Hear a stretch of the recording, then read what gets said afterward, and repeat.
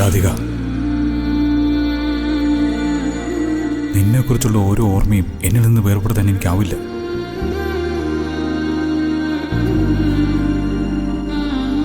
അത്രയ്ക്ക് ആഴത്തിൽ നീ എൻ്റെ മനസ്സിൽ പതിഞ്ഞു പോയതാ. നമുക്ക് മുമ്പ് എത്രയോ പേർ പ്രണയത്തിൻ്റെ അപ്പുറം അപ്പുറം ഇരുന്ന് ഒരുങ്ങി തീർന്നിട്ടുണ്ട്. നമുക്ക് അവരുടെ കൂട്ടത്തിൽ ചേരാം. നിന്നോടുള്ള എൻ്റെ പ്രണയം എന്നെ കൊല്ലട്ടെ, ഞാനങ്ങനെ അവസാനിക്കട്ടെ.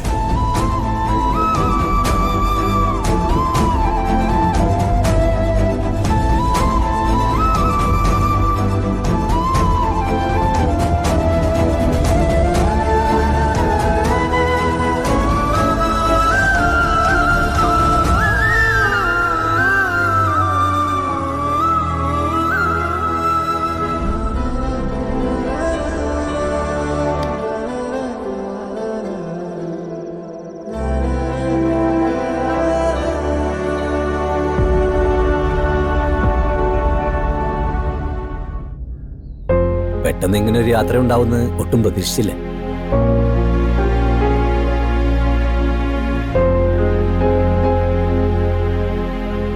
അവന്റെ തീരുമാനങ്ങളെ എപ്പോഴും അങ്ങനെയാ. ഒരു കാര്യം തീരുമാനിച്ചു കഴിഞ്ഞാ പിന്നെ അതിൽ നിന്നും മാറ്റമില്ല.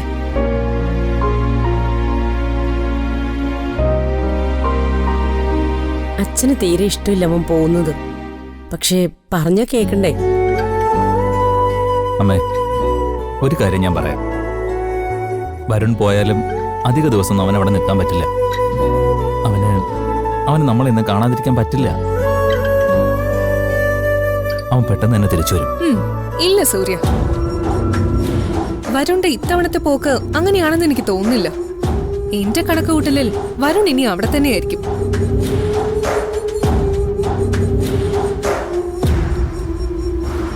കൽപ്പനയുടെ കണക്കുകൂട്ടലുകളൊക്കെ എല്ലായ്പ്പോഴും വിചിത്രമാണല്ലോ. അല്ലെങ്കിൽ ഇപ്പോഴത്തെ കുട്ടികള് വിവാഹം കഴിഞ്ഞാല് ഇഷ്ടപ്പെട്ട സ്ഥലത്തൊക്കെ ഒന്ന് ചുറ്റിക്കറങ്ങ പതിവല്ലേ? അല്ല, അവര് പോയി വരട്ടെ. മോളിതുവരെ പുറത്തോട്ടൊന്നും പോയിട്ടില്ല.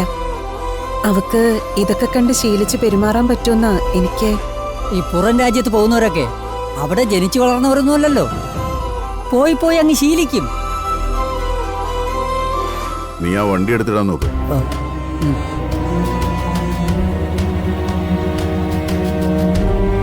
എന്തൊക്കെയായാലും ഏട്ടന്റെ മനസ്സ് വേദനിപ്പിച്ചുകൊണ്ടുള്ള ഈ യാത്ര എനിക്കത്ര താല്പര്യമില്ല.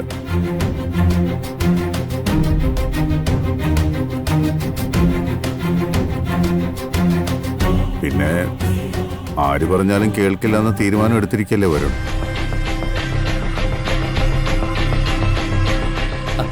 തൽക്കാലം അത് പോട്ടെ അച്ഛാ. നമ്മൾ നിർബന്ധിച്ചൊരു വിളി വിളിച്ചാ അവൻ ഇങ്ങോട്ട് പറന്നു വരില്ലേ?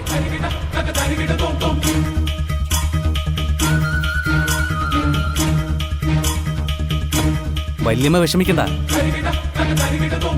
എപ്പോ കാണണമെന്ന് ആഗ്രഹിച്ചാലും നമുക്ക് അവനെ അങ്ങ് വിളിക്കാം. ഗൗതം ഇന്നലെ ഉറങ്ങിയിട്ടില്ല. മുമ്പൊക്കെ വരുൺ പോകുമ്പോ അവൻ ഇത്ര വിഷമം കാണിക്കാറില്ലായിരുന്നു. പക്ഷെ ഇത്തവണ എന്താണെന്ന് അറിഞ്ഞൂടാ.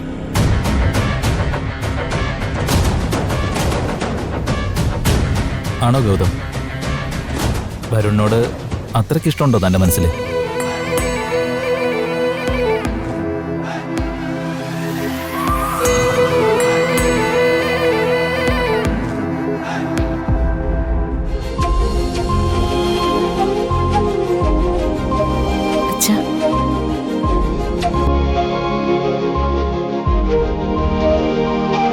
മുത്തശ്ശി, പരാതികളൊക്കെ എല്ലാവർക്കും ഒരുപാട് പറയാനുണ്ടാവും. പക്ഷേ അതൊക്കെ മാറ്റിവെച്ചിട്ട് ഞങ്ങളൊന്ന് യാത്ര അയക്കേ.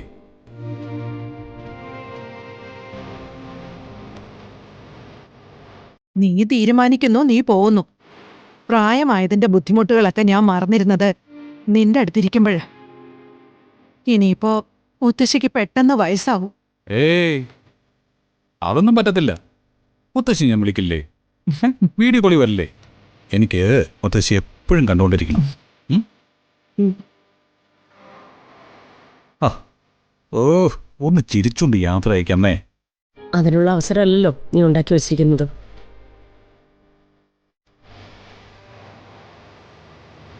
ആ ഡേ, ഞാൻ പോയിട്ട് വരാം.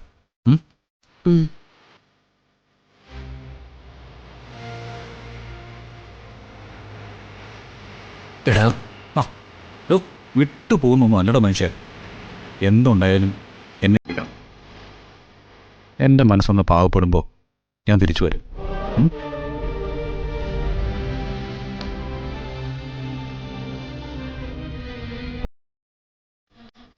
പോയിട്ട് വാ മോളെ.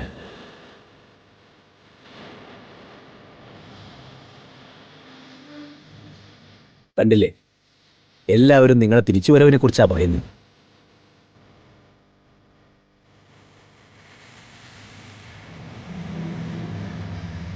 അതിന്റെ അർത്ഥം നിങ്ങളുടെ കൂടെ ഉണ്ടായിരിക്കുന്നത് എത്ര സന്തോഷമായിരിക്കുന്ന.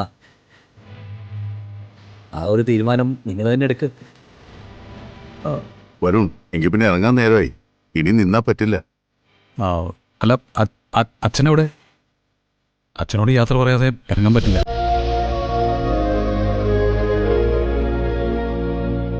ഓടിവായോ, വരണേ, ഓടിവാ.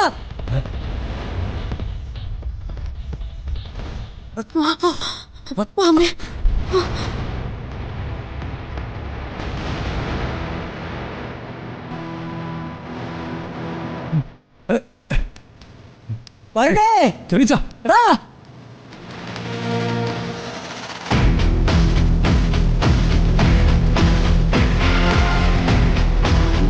സാറേ, സാറേ, എന്തു പറ്റി സാറേ? വരണേ. അയ്യോ അച്ഛാ, വാ, വേഗം വാ, പെട്ടെന്ന് വാ. അച്ഛനെന്താ പറ്റിയേ? അച്ഛാ, ഞാൻ വരുമ്പോ സാറിങ്ങനെ ഇവിടെ കിടക്കുക. കണ്ണു നോക്കച്ചാ. അച്ഛാ, മോനെ പരമേശ്വര, ഏട്ടാ,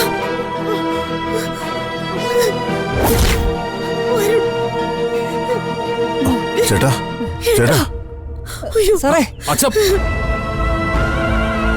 കണ്ണു നോക്കച്ചാ. അച്ഛാ, ചേട്ടാ, അച്ഛനെ ഇത്രയും പെട്ടെന്ന് ഹോസ്പിറ്റലിൽ കൊണ്ടുപോകണം. എടുക്ക പിടിക്കാം, പിടിച്ചോ.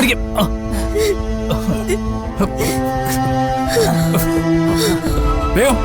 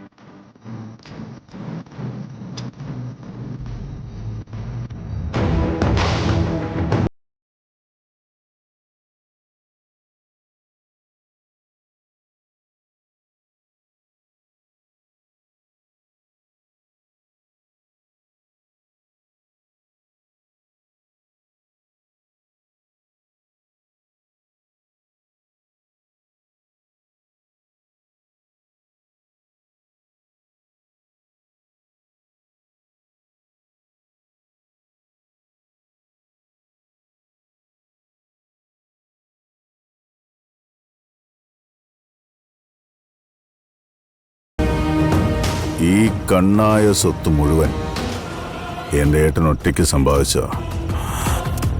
ബിസിനസ് രംഗത്ത് അങ്ങേരെ വിളിക്കുന്നത് പതുങ്ങിയിരിക്കുന്ന പുലിയെന്ന. പക്ഷെ കുതിച്ചു ചാടിയാൽ ലക്ഷ്യവും കൊണ്ടേ തിരിച്ചു വരും. പക്ഷേ ചന്ദ്രശേഖരന്റെ ബുദ്ധി അളക്കുന്നതിൽ അങ്ങേർക്ക് പിഴച്ചു.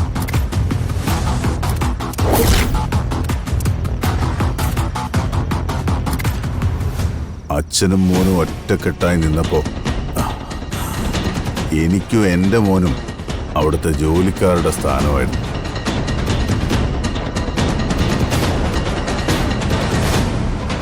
പക്ഷേ ഒരു തീപ്പൊരി അച്ഛൻ്റെയും മകൻ്റെയും നെഞ്ചിലേക്ക് ഇട്ടുകൊടുത്തപ്പോൾ രണ്ടെണ്ണവും തമ്മിലടിച്ചു.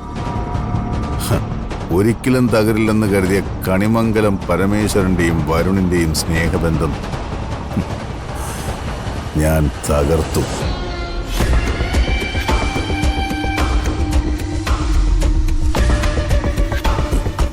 ചന്ദ്രശേഖരൻ ഈ കളികൾ മൊത്തം കളിക്കുമ്പോൾ ഒരു വിഡ്ഢിയെപ്പോലെ നോക്കി നിൽക്കുകയായിരുന്നു എൻ്റെ ഏട്ടൻ കണിമംഗലം പരമേശ്വരൻ.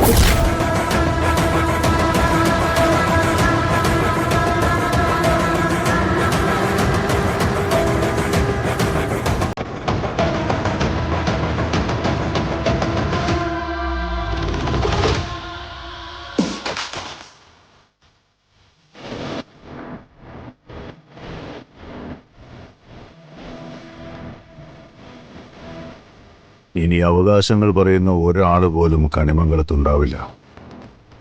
അത് ചന്ദ്രശേഖരന്റെ തീരുമാനം. ആ തീരുമാനം പ്രഖ്യാപിക്കുന്നത് കണിമംഗലത്തെ അടുത്ത അവകാശിയായ എൻ്റെ മകനായിരിക്കും.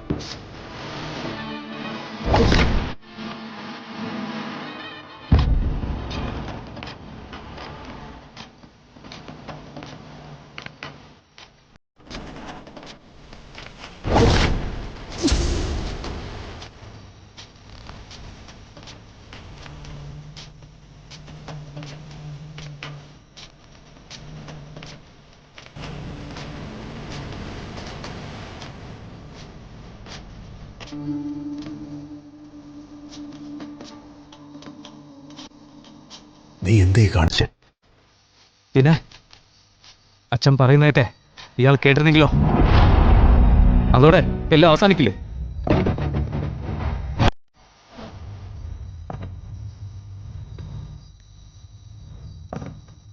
ചാവൂന്ന് അറിഞ്ഞൂടാ. ചത്താലും ചാവാതെ കിടന്നാലും ഇനി പ്രവർത്തിക്കേണ്ടത് അച്ഛൻ്റെ ബുദ്ധിയാ. ഉച്ചിയിൽ വെച്ച കൈക്ക് ഉദകക്രിയ. യുവരാജാവ് സ്ഥാനം ഏറ്റെടുക്കുന്നതിന് മുമ്പ് രാജാവ് ഇല്ലാതായല്ലേ പറ്റൂ.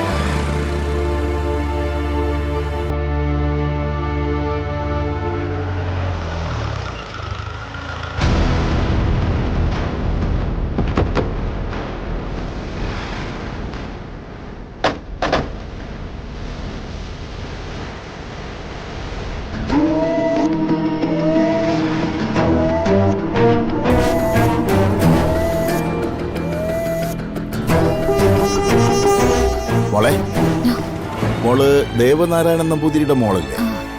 അതെ. എന്നെ മനസ്സിലായോ? അച്ഛന് പണം കൊടുത്ത ആളല്ലേ? ആ, മോൾക്ക് ഓർമ്മയുണ്ട്. പക്ഷേ അച്ഛൻ മറന്നുപോയി എന്നാ തോന്നുന്നത്. കണക്കനുസരിച്ച് ആദ്യത്തെ മാസത്തെ പലിശ ഇന്നലെ വൈകുന്നേരം വെച്ച് കൊണ്ടുവരേണ്ടതാ. അയ്യോ അത് ചിലപ്പോ അച്ഛൻ മറന്നിട്ടാവും. ആ അച്ഛന് മറക്കാമല്ലോ, കാശ് എന്റേതല്ലേ.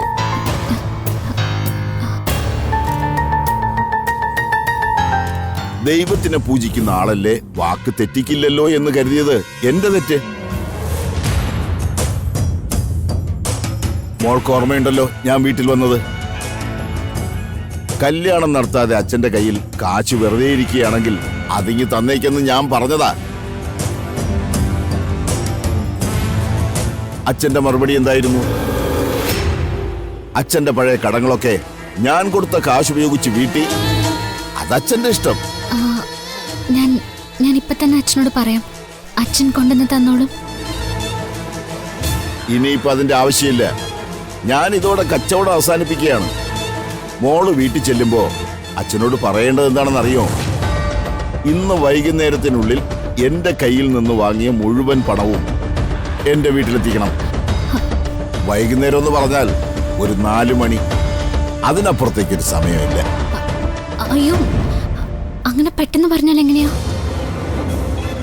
കേട്ടോടാ ദേവി, പെട്ടെന്നൊന്നും പറയാൻ പാടില്ല. ഇവരെ പോലുള്ള ആളുകളോട് സംസാരിക്കുമ്പോ 2-3 മാസം മുമ്പ് അവരുടെ അനുമതി ചോദിച്ച് കാത്തിരിക്കണം. പെങ്കൊച്ചേ, ഞാനൊരു കാര്യം പറയാം. ഇന്ന് വൈകുന്നേരം ഞാൻ പറഞ്ഞ സമയത്തിനുള്ളിൽ പണം എന്റെ കയ്യിൽ എത്തിയില്ലെങ്കിൽ കുഞ്ഞുമോനൊരു വരവങ്ങോട്ട് വരും. വാക്ക് തെറ്റിയാലേ കുഞ്ഞുമോന് ഭ്രാന്തെന്നാ നാട്ടുകാർ പറയുന്നേ. തന്തയും തള്ളയും മോളെയും എല്ലാത്തിനെയും കൂടെ പറക്കി പുറത്തിടും ഞാൻ. താൻ എന്തുവാണോ ഈ കാണിക്കുന്നേ? പെൺകുട്ടികളെ വഴി തടഞ്ഞു നിർത്തി ഭീഷണിപ്പെടുത്തുന്നു. അയ്യോ സുഹൃത്തെ, ഈ പെൺകുട്ടിയെ എന്റെ വീട്ടിലേക്കോ ഗസ്റ്റ് ഹൗസിലേക്കോ വരണമെന്നല്ല ഞാൻ പറഞ്ഞുകൊണ്ടിരിക്കുന്നേ.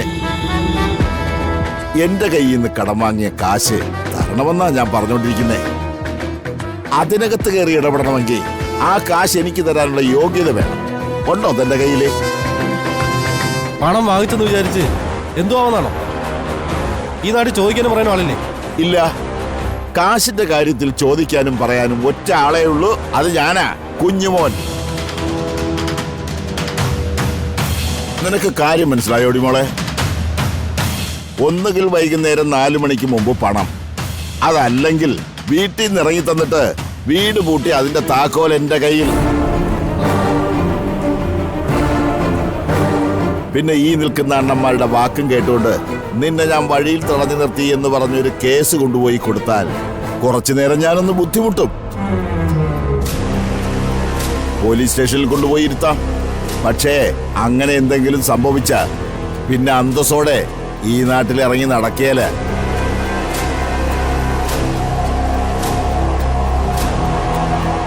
കുഞ്ഞുമോന്റെ തനി സ്വഭാവം എന്താണെന്ന് അറിയണമെങ്കിലേ ഈ നാട്ടിലിറങ്ങി ചോദിച്ചു നോക്ക്.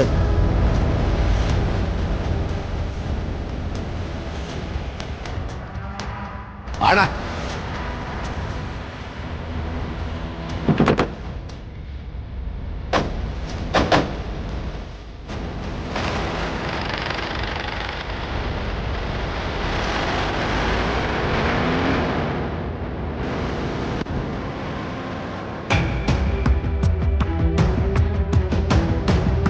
അല്ല ഉച്ചേ, അതെന്താ തിരുമേനി അങ്ങനെ കാണിച്ചത്?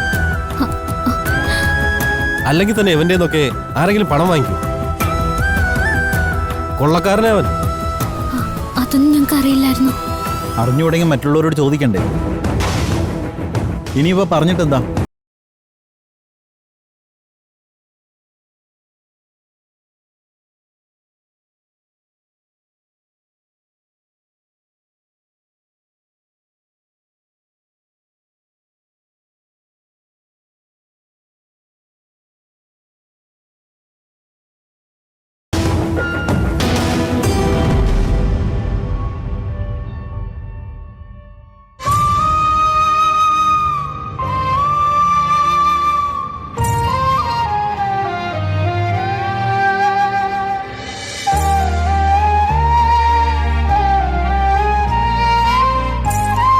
മോളെ രാധിക,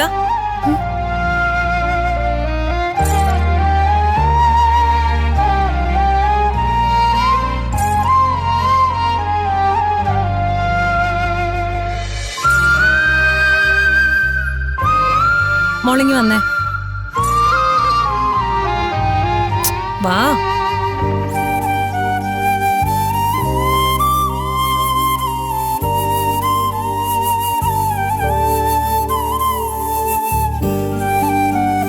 എന്തു പറ്റി മോളെ? സുഖമില്ലേ? കുഴപ്പമില്ല, ഞാൻ നോക്കിക്കോളാം. എന്തെങ്കിലും അസ്വസ്ഥത ഉണ്ടെങ്കിൽ കുറച്ച് കഴിഞ്ഞിട്ട് ക്ലാസ്സിലേക്ക് വന്നാൽ മതി. മോള് വാ. ആ അതെ, എല്ലാരും സൈലന്റ് ആയിരിക്കണം കേട്ടോ, ടീച്ചർ ഇപ്പൊ വരും. വാ മോളെ, വാ മോളെ.